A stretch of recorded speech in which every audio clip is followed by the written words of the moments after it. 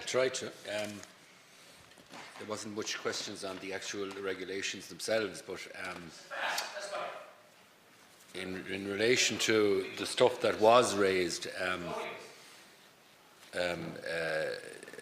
I accept the arguments by most members who have spoken in relation to.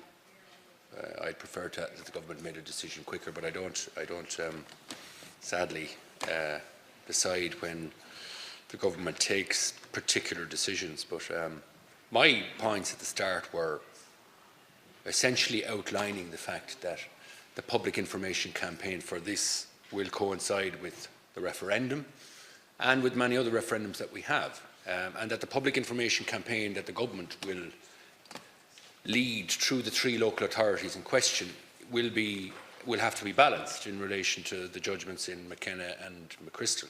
Just want to, in relation to what Janice Sullivan asked, there is no question of it being put off. There will never be a perfect time to ask any question, but I'm 20 years in June since I was first elected. The issue of deputy or directly elected mayors has been nearly a constant over those 20 years, and there's been different forums that Deputy O'Brien mentioned in the past, but the question has never been put to the public. And what differentiates this from the usual referendum situation is that effectively this is a public consultation. There's a report that's produced. The people who asked their opinion on the question.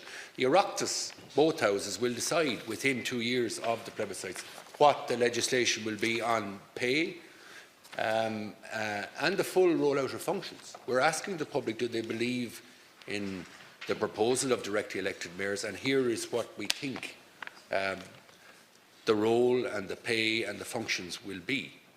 And I do think that, you know, it is up to the political organisations as well as individuals and independents to fight a campaign as they would on any referendum or plebiscite or election issue. The public information campaign has to be balanced by its very nature. Deputy Cassidy spoke with me on local radio debating pay. I've been on many local radios debating this issue, and pay was raised in Limerick and in Waterford, but all the other questions have been raised too. And the question of pay was always going to be an issue that would be discussed. But I do think that we need to be clear with the public. There's no definitive position on the question of pay. What is suggested in the government's report is that these are options that might be considered. We have 2 years following the plebiscites to enact the legislation to establish these roles. And there is responsibility on each of us, if we believe in the objective of directly elected mayors, to campaign for it. And to talk to the voters about what it is about. Deputy O'Sullivan asked the question in relation to the document not being clear on existing councillors. The document is clear. There is no diminution whatsoever of the existing reserved functions of councillors. All the functions that councillors have now, they will retain. The Sarah Moorhead Senior Council report, which is due in the middle of this year, will outline a number of other policy areas where we want to give powers to councillors.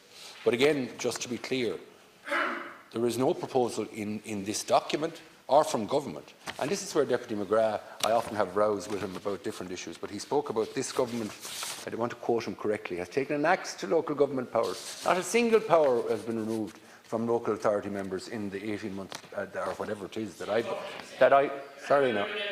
sorry, you should, that's not the same government.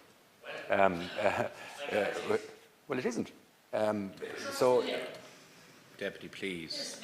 Please, Deputy. Minister. No, please. No, I'm not. Look, it's not the same government, that's all. Everybody made a point.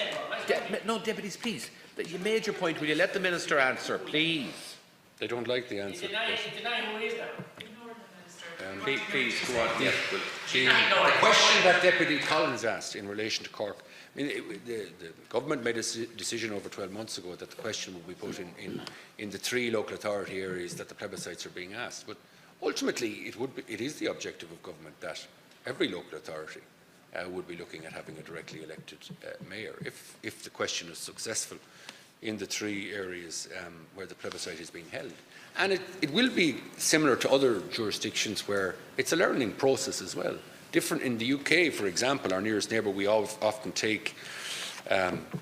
look too much maybe at what they do in terms of different sectors of government, but they have many different types of directly elected mayors with many different types of functions. And it is the intention that the question will be put. In relation to town councils, this proposal has nothing. My fundamental objection to town councils is that it gave certain people in certain parts of the country two votes in a local election, whereas the rest of us had to live with one ballot. And I think it's essential for democracy that everybody be treated the same. In relation to Deputy Barry spoke about the wages. I hope I've answered that. It will be a matter for the Oireachtas to establish the position through legislation after the plebiscites have been held. Deputy O'Brien made a very valid point in relation to the issue of devolution of powers from agencies and central government. A decision was taken that the question will be put to the people on the establishment, whether they wanted to pursue a directly elected mayor in the three areas where the question is being asked. I think that the development of the role in the future will involve devolving more powers from both central government and from agencies. And we await, as I said, the report of Ms Moorhead in relation to to pointers in the direction of some of those. Well, there will be that period of up to 2 years after the plebiscites before the Oireachtas will consider legislation which will establish the role fully with the powers, remuneration and responsibilities that it has. Thank you very much.